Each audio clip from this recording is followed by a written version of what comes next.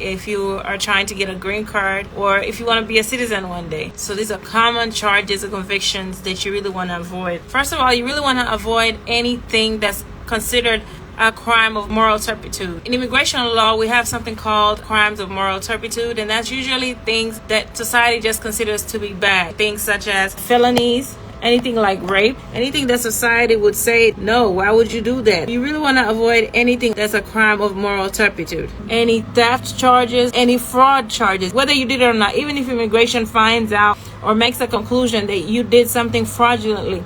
Some other common things that people don't realize that you always want to avoid, things that could happen on a daily basis, like when you go out on the weekends, is resisting arrest. Avoid things like resisting arrest, DUIs, driving under the influence, especially more than one. So if you're starting to have like 2, 3, 4, 5, you really want to slow down, definitely get some help, okay? Because that in the long run really could affect not just your ability to get a green card, but also your ability to become a U.S. citizen. And then the most common one that we see in a context when you get married here in the U.S. or in the context of a home is domestic violence. That's a crime of moral turpitude. And I always even tell, especially my clients, if you're in a relationship where you and your spouse are always fighting, you really want to avoid the situation where he or she calls the police on you, because if they call the police on you, it's your word against hers, and usually they believe the U.S. citizen. And so before it gets to the point, you either need to think about separating, leaving that house,